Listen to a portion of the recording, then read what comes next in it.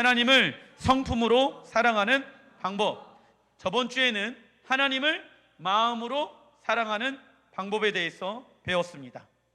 그래서 마가복음 12장 30절 읽어보겠습니다. 시작. 내 마음을 다하고 혼을 다하고 생각을 다하고 힘을 다하여 주 너희 하나님을 사랑하라. 자, 예수님께서는요, 우리의 마음은 무엇을 뜻합니까? 감정. 그 우리의 성품은 무엇을 뜻합니까? 겸손. 우리의 생각은 지성을 뜻하고 우리의 힘은 재원을 뜻합니다. 이 네 가지의 영역에서 예수님을 사랑하도록 우리를 불러주셨습니다. 그렇다고 하면 왜 우리는 하나님이 원하시는 방법으로 이 땅에서 하나님을 사랑해야 하는가? 계시록 20장 12절 시작. 또 내가 보니 죽은 자들이 큰 자나 작은 자나 그 보좌 앞에 서 있는데 책들이 펴있고 또 다른 책이 펴졌으니 곧 생명책이라. 죽은 자들이 자기 행위를 따라 책들에 기록된 대로 심판을 받으니. 자, 생명책이 펼쳐 있습니다.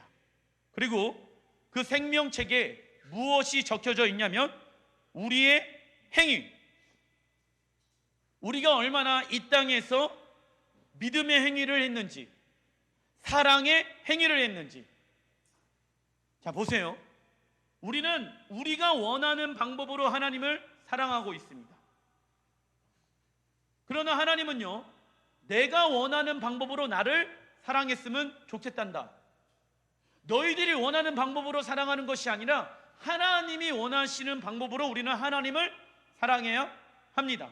그 첫 번째가 마음으로 하나님을 사랑하는 것입니다. 그런데 이 마음이라는 것은 무엇을 뜻합니까? 따라해 보겠습니다. 생명의 자리. 예, 이 마음은요, 생명의 자리를 뜻합니다. 이 생명의 자리 가운데 예수를 왕으로, 주인으로 날마다 모셔드리는 것이 마음으로 하나님을 사랑하는 것입니다. 그래서 그 마음으로 하나님을 사랑하게 되어졌을 때 나의 삶이 어떠한 삶이 되어집니까? 순종하는 삶의 모습으로 나타나게 되어져 있습니다. 마음으로 하나님을 사랑한다라고 하면은 내 삶 가운데 어떠한 모습이 있어야 합니까? 하나님의 말씀에 순종하는 모습들이 있어야 합니다. 그런데 어떤 이는 이렇게 이야기합니다. 목사님, 저 하나님을 사랑하는 마음이 있습니다. 그런데 그의 삶 가운데 하나님의 말씀에 순종하는 삶이 없다라고 하면 그 사람은 하나님을 마음으로 사랑하는 것이 아닌 것이에요.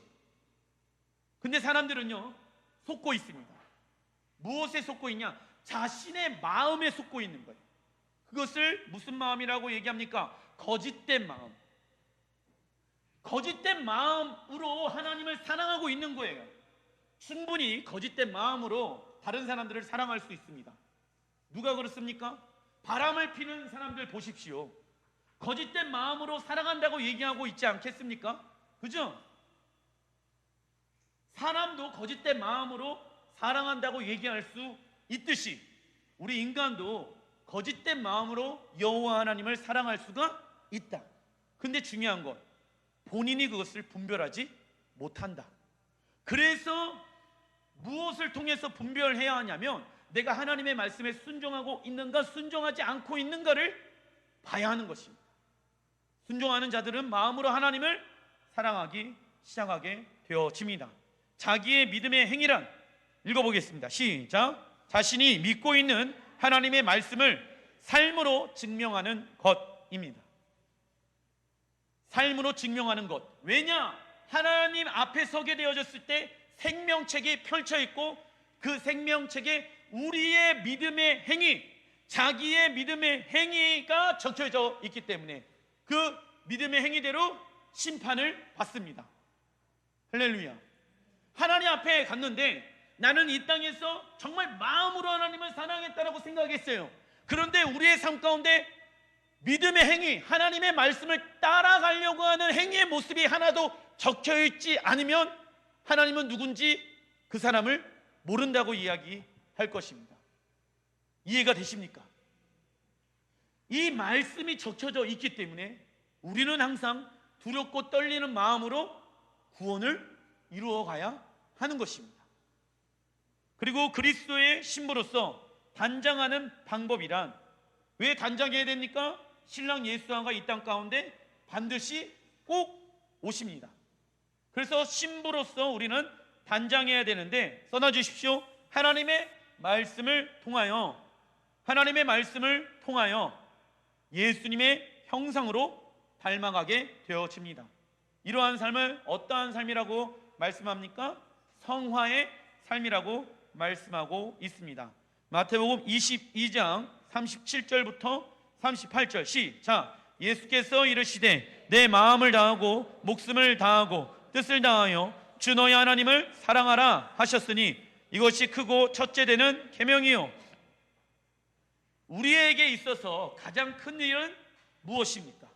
어떤 사람은 자녀를 키우는 것, 어떤 사람은 돈을 버는 것, 어떤 사람은 유명해지는 것이라고 이야기할 수 있습니다. 그리고 또 어떤 사람은 건물에 한이 맺힌 사람들은 건물 사는 것, 집에 한이 맺힌 사람은 집을 사는 것입니다.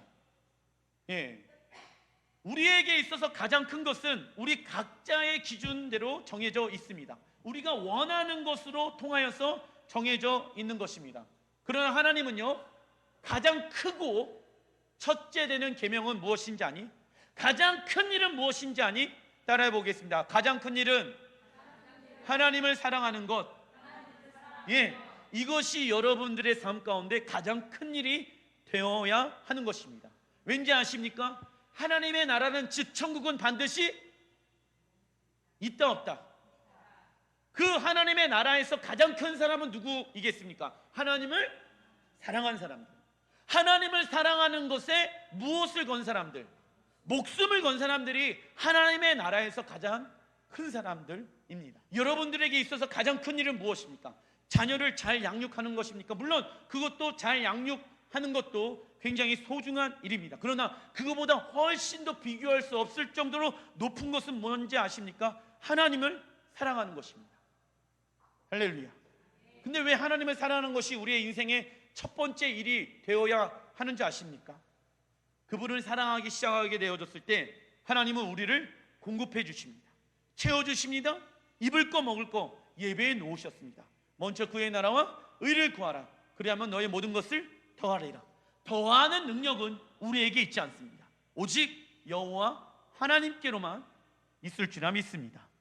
그래서 하나님에게 있어서 가장 큰 일은, 그리고 중요한 사역은 하나님을 사랑하는 것입니다. 이처럼 우리도 하나님을 사랑하는 것을 우리의 첫째 목적과 성공의 척도로 삼아야 합니다. 그리스도인의 정체성 읽어보겠습니다. 시작. 하나님은 나를 사랑하시고 나는 하나님을 사랑합니다. 그러므로 나는 할렐루야. 이것을 계속 외치십시오. 그러나 실패한 죄로 살아가는 모습들은 어떤 사람들입니까? 하나님의 사랑을 경험하고 있지 못하고 있는 사람. 하나님이 보셨을 때는 실패한 자. 우리 안에 세상의 성공의 기준이 있지 않겠습니까?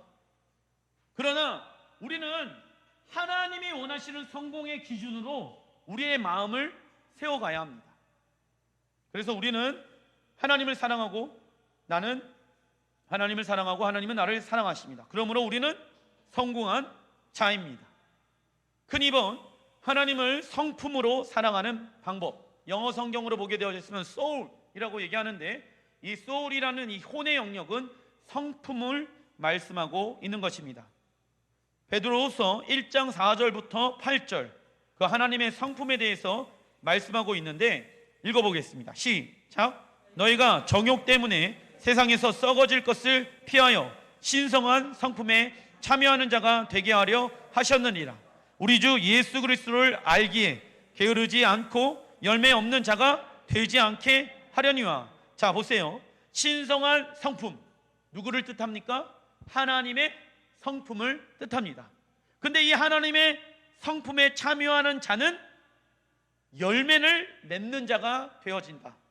반대로 하나님의 신성한 성품이 없는 자들은 열매가 없다라는 것입니다.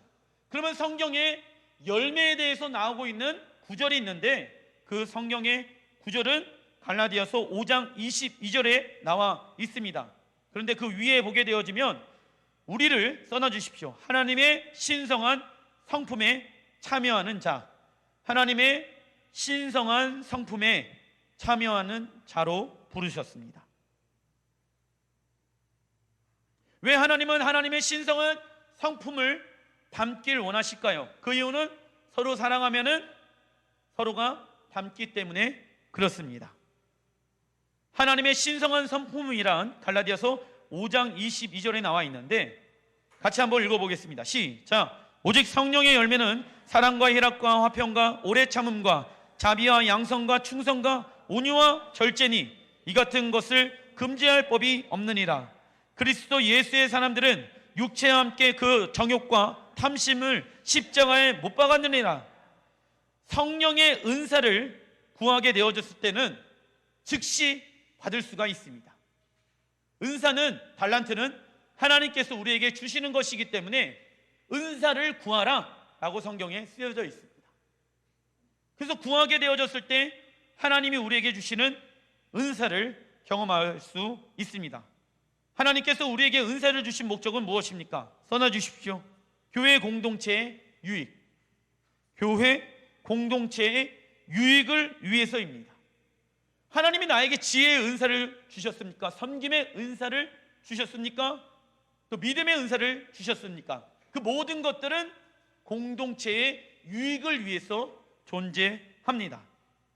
그래서 성령의 은사는 써놔주십시오. 복수, 단수가 아니라 복수로 기록되어져 있습니다. 예를 들면 어떤 이는 믿음의 은사가 있고 어떤 이는 방언의 은사가 있고 어떤 이는 치유의 은사가 있을 수 있습니다. 이 모든 은사는 교회 공동체를 세워가는 데 사용되어집니다. 그러나 성령의 열매는요, 구하게 되어졌을 때 즉시 받을 수가 없습니다. 자, 보세요.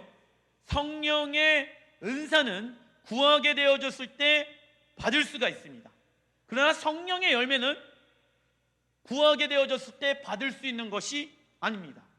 왜냐? 열매는 시간이라는 것이 필요합니다.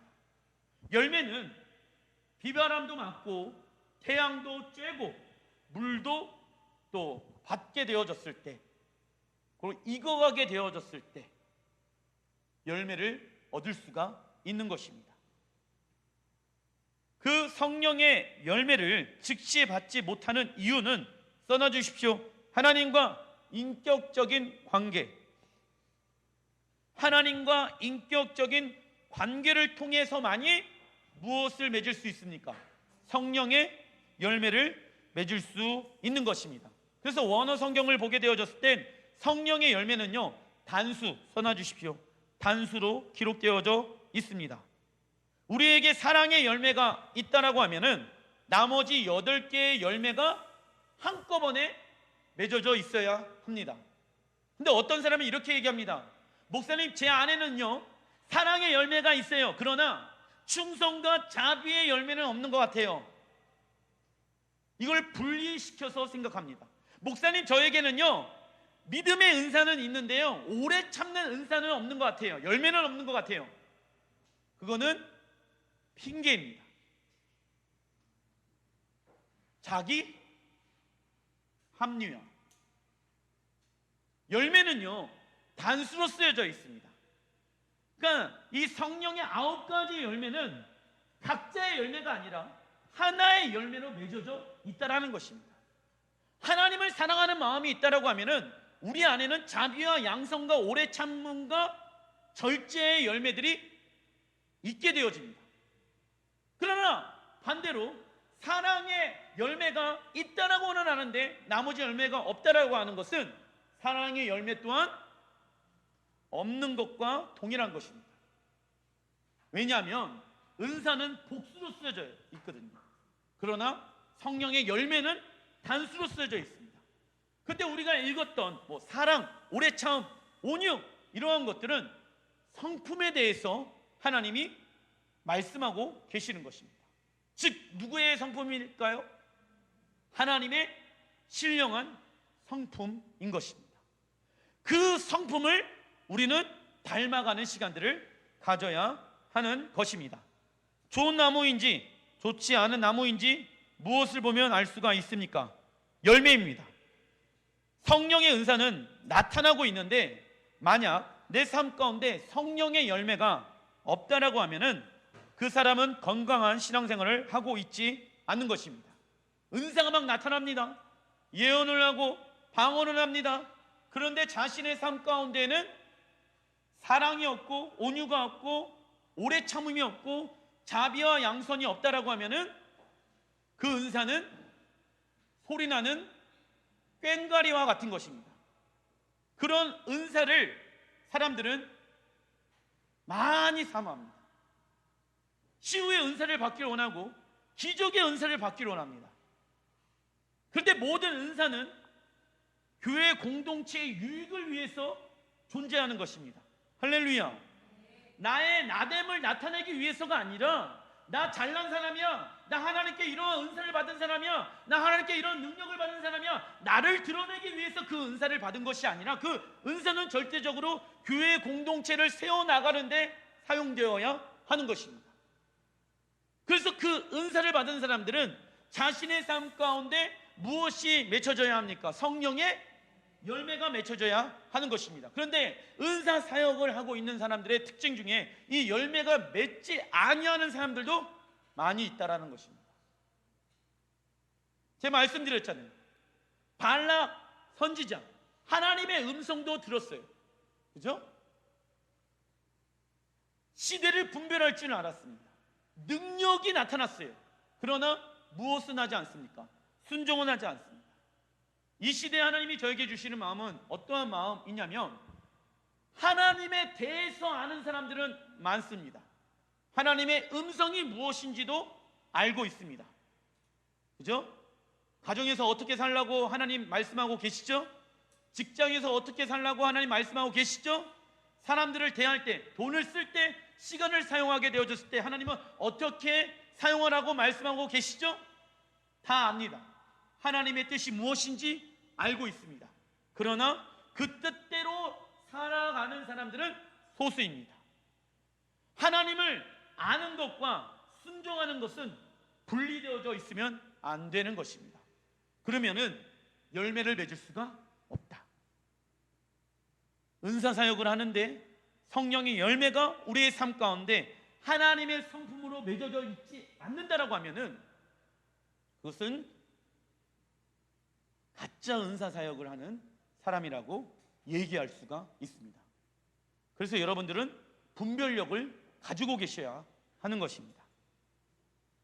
자, 에베소서 4장 22절 시작. 너희는 유혹의 욕심을 따라 썩어져가는 구습을 따르는 옛사람을 벗어버리고 오직 너희의 심령이 새롭게 되어 하나님을 따라 의와 진리의 거룩함으로 지으심을 받은 새 사람을 입으라. 우리 안에 썩어져가는 습관, 옛사람의 모습, 환경과 사람으로 만들어진, 써놔주십시오, 우리의 상품을 어디에 버려야 합니까? 십자가에 버려야 합니다. 사람은요, 태어날 때부터 갑자기 어떠한 성격이 만들어지는 것이 아닙니다. 사람의 성격은요, 성품은요, 누군가에 의해서 만들어지거나 환경에 의해서 만들어집니다. 여러분들의 삶 가운데 안 좋은 모습들, 안 좋은 성품들 있지 않습니까? 그 성품은요, 갑자기 만들어진 것이 아닙니다. 누군가에 의해서 만들어진 것입니다. 그리고 환경에 의해서 만들어진 것입니다. 그런데 주님께서는요, 그 성품을 예수 그리스도의 십자가로 말미암아 새롭게 하였단다. 할렐루야. 우리의 심령을 새롭게 하였다고 말씀하고 있습니다. 우리의 심령, 우리의 마음, 우리의 성품을 주님이 새롭게 만들어 놓으셨다. 그래서 우리의 성품을 하나님의 신령한 성품으로 닮아가라. 새로운 것을 도전하는 것을 힘들어하는 사람들이 있어요. 예, 그럴 수 있습니다. 그런 사람들의 특징은 뭔가 뒤에서 만들어 놓은 것들을 관리하는 사람들, 이게 더 편한 사람들이 있어요. 그런데 하나님이 말씀하십니다. 지금 상황을 돌파해라. 그런데 하나님, 나는 이런 것 좀 어려운 것 같아요. 이러면 된다, 안 된다? 나의 성품을 바꿔야 한다. 그래서 성품 가운데 무엇이 일어나야 하냐면 돌파가 일어나야 하는 것입니다. 나의 성품으로 일하는 것이 아니라 하나님의 성품으로 일하는 것입니다. 그때가 언제인지 아십니까? 원래 나는 이러한 사람이 아닌데 하나님이 굉장히 강하게 나의 성품을 통해서 역사하실 때, 나는 도전을 하는 것을 어려워하는 사람인데 갑자기 하나님이 도전의 정신을 주시고, 할렐루야, 개척의 마음을 주신다. 나는 하고 싶지는 않지만 그분이 말씀하셨기 때문에 하는 거예요. 근데 왜요? 성품을 다하여 하나님을 사랑하기 때문에. 아까 말씀드린 것처럼 그 성품 중에 중심은요, 겸손이에요. 내 성품은 이렇지만 이 마음을 내려놓고, 이 성품을 내려놓고 겸손한 마음으로 주님의 성품을 닮아가려고 하는 사람들, 사랑하면 서로 닮아요. 그래서 우리의 심령이 새롭게 되어지는 것이란, 써놔주십시오, 하나님의 성품에 참여하는 자가 되는 것, 하나님의 성품에 참여하는 자가 되는 것입니다.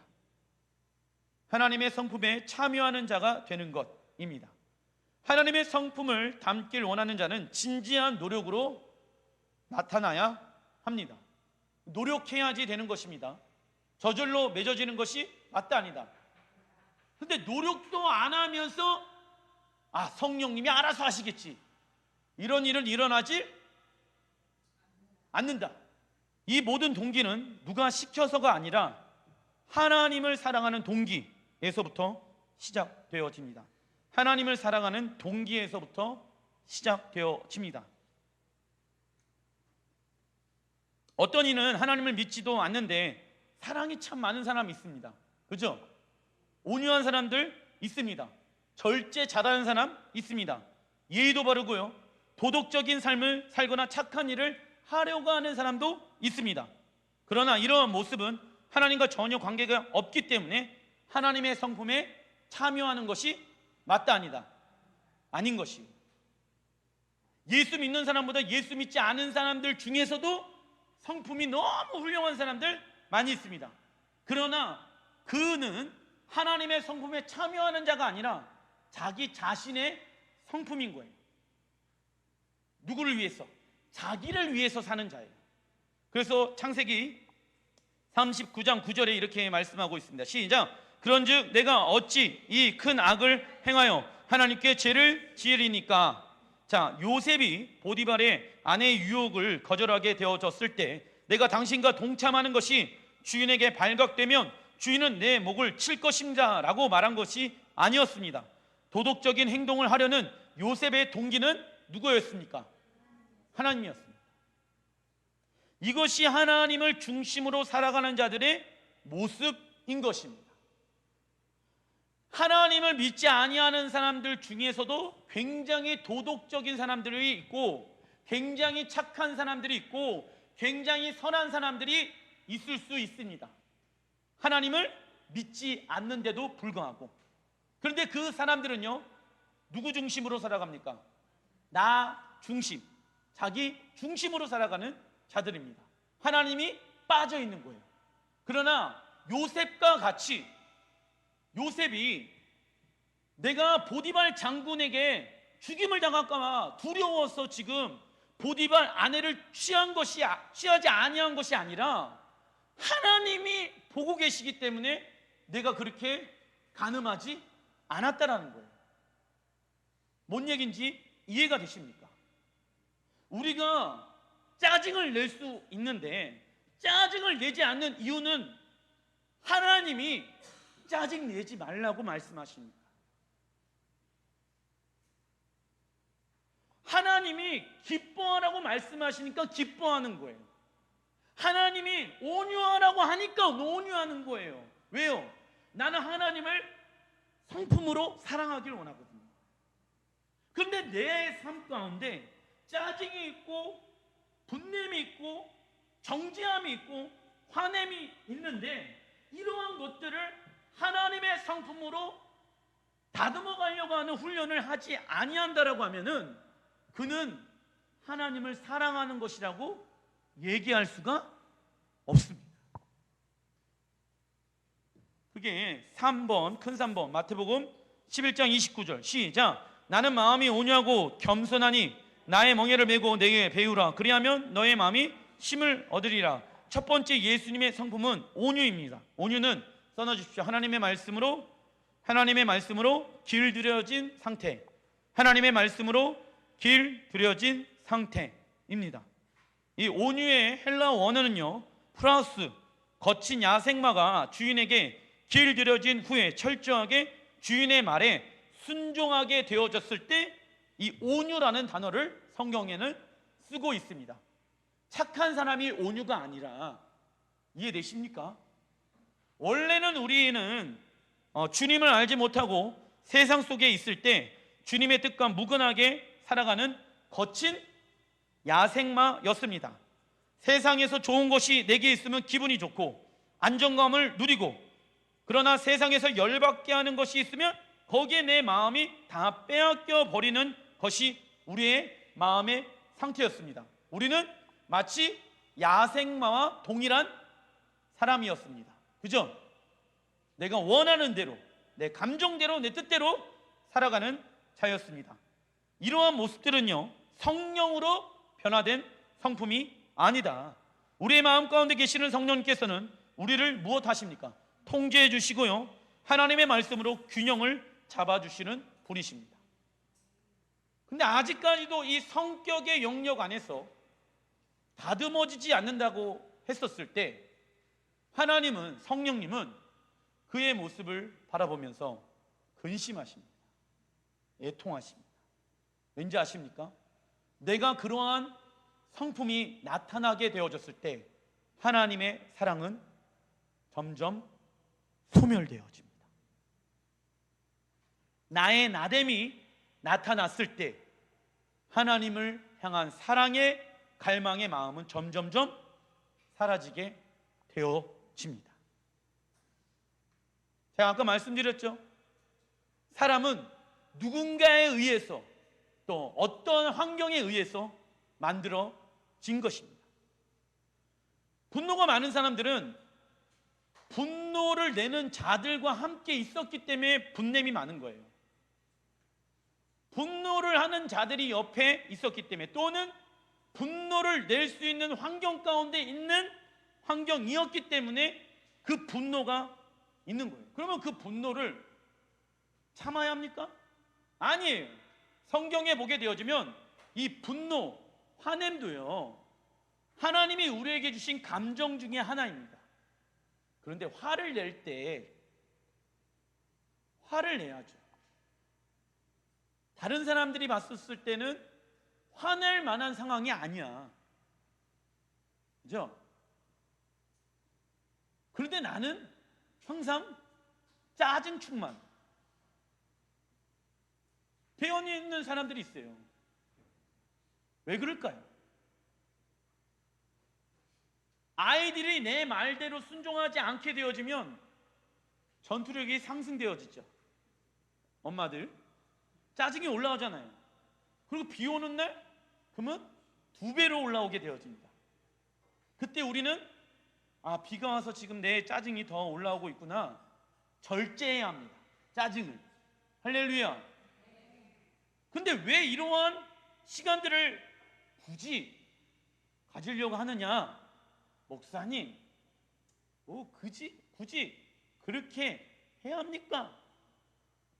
그렇게 안 하셔도 됩니다. 하나님을 사랑하고 싶지 않으면. 근데 굳이 이렇게 하는 이유는 성경에 나와 있잖아요. 성품을 다하여 하나님을 사랑하라고. 그러면 내 성품을 하나님의 신령한 성품으로 바꾸려고 하는 것이 하나님을 성품을 다하여 사랑하고 있는 모습인 것입니다. 그래서 하나님이 원하시는 방법으로 우리는 하나님을 사랑해야 한다. 여러분들에게 한번 질문해 보겠습니다.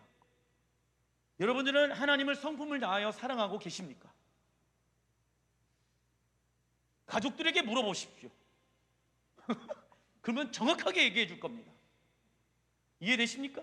교회에서는 목사님 저는 하나님 성품을 다 사랑해요.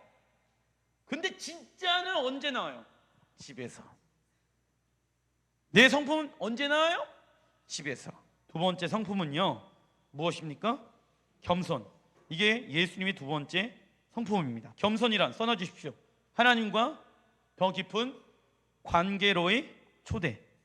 하나님과 더 깊은 관계로의 초대. 목사님, 무슨 겸손이 하나님과 더 깊은 관계로의 초대입니까? 이해가 안 돼요. 근데 야고보서의 4장 6절에 이렇게 나와 있습니다. 시작. 하나님이 교만한 자를 물리치시고 겸손한 자에게 은혜를 주신다 하였느니라. 하나님이 어떠한 사람에게 은혜를 주신대요?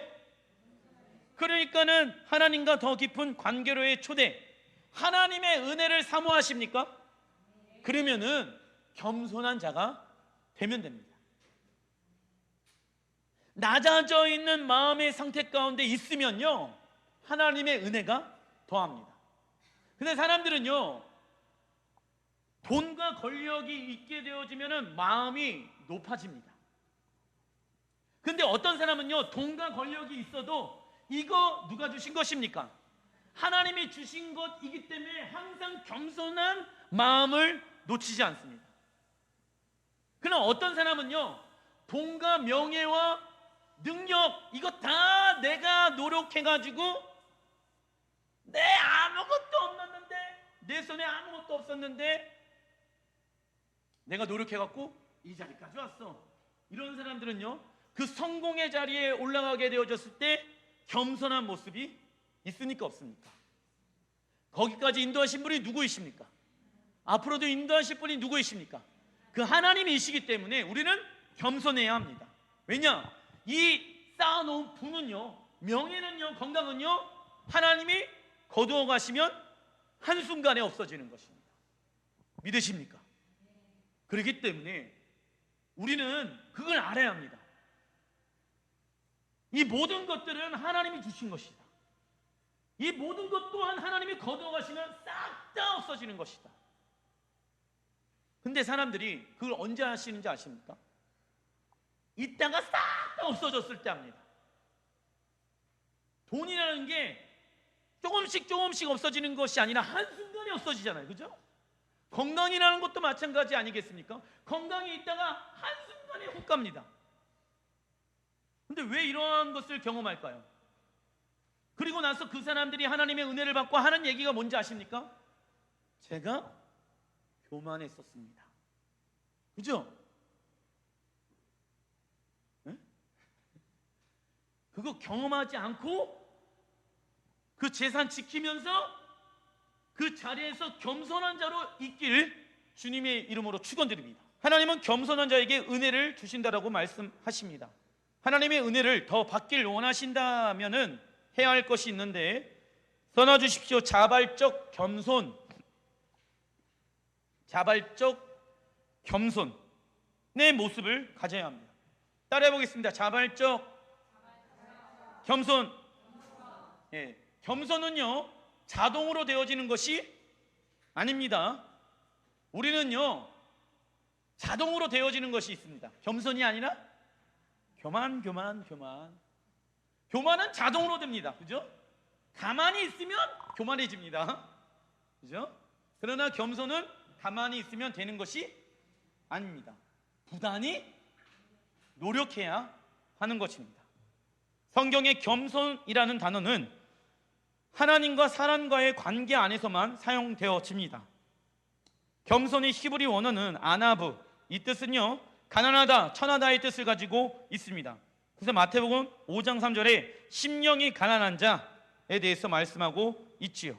이는 사람과 사람 사이에 가난하고 천한 모습의 의미가 아니라 하나님 앞에서 우리는 가난한 자이며 천한 자라는 것을 알고 있어야 합니다. 우리가 이 땅에서 잊지 말아야 할 것이 있는데, 그것은 하나님의 은혜로 의인이 되어졌지만은 사실 우리는 죄인이라는 것을 잃어버리면 안 됩니다. 아시겠죠? 근데 어떤 사람들은 나는 그리스도의 신부야, 나는 하나님의 보배롭고 존귀한 자녀야, 요러고 주장하고 있는 사람들이 있는데, 물론 그것을 주장해야 합니다. 그러나 그것이 그렇게 될 수 있었던 근본적인 이유는 나 같은 죄인을 살리신 주님의 은혜로 되어진 것입니다. 그래서 우리는 죄인이라는 것을 잊지 말아야 합니다. 그 죄인이라는 것을 잊게 되어졌을 때 무엇이 안 되는지 아십니까? 십자가 앞에 나가지 않습니다. 겸손한 십자가 앞에 무릎 꿇지 않습니다. 겸손한 자는요, 작은 일이라고 하더라도 내가 할 줄 아는 일이라도 기도 시작합니다. 여태까지 그렇게 해왔어요. 익숙해요. 쉽게 일할 수 있어요. 근데 겸손한 자는요, 쉽게 일할 수 있어도 날마다 기도합니다. 겸손한 자의 모습은 하나님의 말씀에 겸손하며, 능력과 성공이 있어도 겸손하며, 사람과의 관계 안에서 겸손합니다. 그래서 사도 바울은 예수님의 겸손한 성품을 담기 위해서 이렇게 말씀하셨습니다. 현대인 성경으로 빌립보서 2장 3절 시작. 무슨 일이든지 다툼이나 허영으로 하지 말고 겸손한 마음으로 자기보다 남을 낮게 여기며, 자기보다 남을 낮게 여기는 것이란, 써놔주십시오, 상대방이 자신보다 높은 사람이라고 생각하는 것. 상대방이 자신보다 높은 사람이라고 생각하는 것입니다. 반대로 내 자신이 상대보다 더 높은 사람이라고 생각하는 것은 어떠한 마음일까요? 교만한 마음. 써놔주십시오. 교만한 마음입니다. 우리가 상대방을 무시하게 되어졌을 때 이러한 거예요. 한번 해봐라, 네가 잘하는지. 교회 안에서도 그러고 있는 사람들 있다. 그래서 어떠한 것이 일어나는지 아십니까? 그러면은 시기와 질투와 싸움이 일어납니다. 쟤 하는 거 봐, 쟤 하는 거 봐. 겸손한 자들은요, 당신이 나보다 훨씬 낫습니다. 그런데 왜 이러한 마음을 가져야 하는지 아십니까? 그를 세워주기 위해서. 왜 그런 말을 해야 하는지 아십니까? 예수님이 우리에게 그렇게 말씀하고 계시는 거예요. 나보다 너희가 더 큰 일을 할 수 있다. 그러려면 내 뜻, 내 생각 비워져야 한다. 마음의 성품이 겸손해져야지 주님의 능력과 영광이 나타나지요. 내 안에 분냄이 있고 짜증이 있고 화냄이 있고 시기와 질투가 있는데 하나님이 일하실 수 있겠습니까? 그 기질을 성령님은 굉장히 근심하고 계셔요. 그래서 현대인 성경 빌립보서 2장 14절 15절 시작. 무슨 일이든지 불평이나 다툼으로 하지 마십시오. 그러면 삐뚤어지고 잘못된 세대 가운데 여러분이 흠없는 하나님의 자녀로서 깨끗하고 순수하게 살 수 있을 것이며 하늘의 별처럼 빛날 것입니다. 겸손은요, 써놔주십시오, 우리의 말과 행동으로 나타납니다. 우리의 말과 행동, 특별히 이 행동은 어디에서 나타날까요? 얼굴. 즉 우리의 잘못된 언어로 인해 주님을 향한 사랑이 감소될 수도 있다. 우리의 불평하는 입술이나 서로 비방하는 것을 멈춰야 하는 이유는, 써놔주십시오, 하나님을 더 사랑하기 때문에입니다. 하나님을 더 사랑하기 때문에, 하나님을 더 사랑하기 위해서 우리의 입술에 비방하는 것들을 멈추어야 하는 것입니다. 빌립보서 2장 6절부터 8절 시작. 그는 근본 하나님의 본체시나 하나님과 동등됨을 취할 것을 여기지 아니하시고 오히려 자기를 비워 종의 형체를 가지사 사람들과 같이 되셨고 사람의 모양으로 나타나사 자기를 낮추시고 죽기까지 복종하셨으니 곧 십자가에 죽으심이니라. 예수님은 하나님과 동등됨을 취하지 아니하셨습니다. 그분은 열방과 민족을 통치하시는 왕이었습니다. 그러나 진짜 오히려 자기를 비워 종의 형체를 가지고 자기를 낮추시고 죽기까지 복종하셨습니다. 예수님께서는 우리를 성품으로, 겸손의 성품으로 사랑하신 것입니다. 그 겸손의 성품의 마음을 가지고 우리는 하나님을 동일하게 사랑해야 하는 것입니다. 그러나 세상에서는요, 겸손해서는 안 된다고 말하고 있습니다. 세상에서 높아지기 위해서는 이기적인 행동을 해야 하며 싸워 이겨야 한다라고 말합니다. 그죠? 겸손한 사람을 얕봅니다. 만만하게 봅니다. 세상 구조는 그렇습니다. 그러나 우리 그리스도인들은 왜 그 상황 가운데에서도 겸손의 모습을 그 사람들에게 보여주냐면, 내가 그 사람에게 그리스도인이라는 것을 보여주기 위함이 아니라 하나님을 위하여 그러한 성품을 갖기로 선택하는 거예요. 그러면 하나님이 그 사람을 어떻게 쓰시는지 아십니까? 잠언서 29장 23절 시작. 사람이 교만하면 낮아지게 되겠고 마음이 겸손하면 영예를 얻으리라. 할렐루야. 해보십시오. 직장에서 1년 해보셨습니까? 2년 해보셨습니까? 높일 때까지 해보십시오. 그 높은 자리에 올라가서 시스템을 바꿔보십시오. 세상의 시스템은요, 야, 겸손하면 사람들 너 만만하게 봐. 그러니까 강해져야 돼. 강한 말로, 강한 얼굴로 꼬라지도 내고 해야지 이길 수 있어. 그래야지 손해 안 봐. 사람들이 대부분 화가 많은 사람들, 그 특징은 뭔지 아십니까? 많은 화를 받아봤기 때문에 화가 많은 거예요. 이해되십니까? 짜증이 많은 사람들이 왜 짜증을 많이 내는지 아십니까? 짜증냄을 많이 받아봤기 때문에 짜증을 내는 거예요. 그런데 우리가 그렇게 살아가지 않는 이유는 우리는 성품을 다하여 여호와를 사랑하기 위해서인 것입니다. 불합리한 대우를 받았을 때 겸손함으로 예수님의 성품을 다하여 사랑하는 자가 되어야 하는 것입니다. 빌립보서 3장 12절 시작. 내가 이미 얻었다 함도 아니요 온전히 이루었다 함도 아니라 오직 내가 그리스도 예수께 잡힌 바 된 그것을 잡으려고 달려가노라. 아멘. 바울의 인생의 끝날 갈 무렵 감옥에서 그는 여전히 예수님을 향하여 달려가고 있었습니다. 예수님을 닮아가는데 계속 자라가려고 하는 온갖 노력을 기울였습니다. 우리가 이미 자랐다라고 생각되는 영역에서조차 더 깊이 성장해야 할 필요는 언제나 있다. 그 이유는 구원은 완성되어질 때까지 완성되어진 것이 아니기 때문입니다. 즉 하나님의 형상으로 완전히 변화할 때까지 결코 끝난 것이 아닌 것입니다.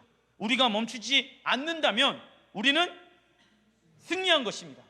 그런데 여전히 나는 10년, 20년, 30년 지나도 바뀌지 않는다라고 하면은 그 사람은 지금 실패하고 있는 삶을 살고 있는 것입니다. 그걸 누가 제일 잘 안다? 아니지. 가족. 나는 짜증을 내야 하는 이유가 내 나름대로에 있어요. 그죠? 화를 내야 하는 이유가 내 나름대로 있어요. 그 이유가 있기 때문에 정당하게 짜증을 내는 거예요, 사실. 근데 누구 생각이에요, 그건? 내 생각에 내 입장인 거예요. 그 짜증을 받고 있는 자녀들은 우리 엄마 아빠 왜 저럴까? 혼란이 와요, 안 와요? 어떨 때는 봐주면서 넘어갔는데 어떨 때는 짤도 없을 때 있잖아요. 그러니까 애들이 혼란스럽죠. 그러니까 애들이 뭘 봐요? 눈치 보잖아요. 남편들이 누구 눈치 봐요? 아내들이 누구 눈치 봐요? 그러니까 자유합니까 그럼? 긴장하죠. 긴장의 관계 가운데 가정이 있게 되어지는 거예요. 그러면 긴장감이 팽배한 그 가정 가운데 하나님의 평강이 임할 수 있겠습니까? 그 긴장감을 깨는 사람이 누구입니까? 그리스도인. 어떠한 모습으로? 겸손한 모습으로 남을 무시하는 말, 남을 무시하는 행동을 우리 그리스도인들은 해서는 안 됩니다. 물론 그 사람이 잘못 알고 있을 수도 있습니다. 그가 알고 있는 정보가 틀릴 수도 있습니다. 그러면 제대로 알려주면 되죠. 겸손한 마음으로 알려주면 되죠. 그잖아요. 근데 모른다 이거예요. 그러면 됩니까? 안 됩니까? 안 되죠. 안 되죠. 계시록 5장 10절 왜 안 되냐? 시작. 그들이 땅에서 왕노릇 하리로다 하더라. 이게 무엇을 얘기하고 있냐? 자, 말씀을 마무리 짓겠습니다. 하나님의 나라에 들어가게 되어졌을 때 우리는 예수님과 함께 왕노릇하게 되어질 것입니다. 그 왕의 성품 중에 가장 중요한 성품은 무엇인지 아십니까? 겸손한 성품입니다.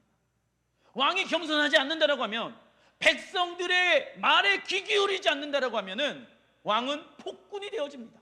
폭군은 무엇을 의미합니까? 내가 원하는 대로 나라를 운영하는 거예요. 과연 우리가 하나님의 나라의 왕으로서 부르심을 받게 되어지는 그날, 폭군과 같이 내가 원하는 감정대로, 성품대로 살아간다라고 하면 과연 주님과 함께 이 땅에서 왕노릇 할 수 있겠습니까?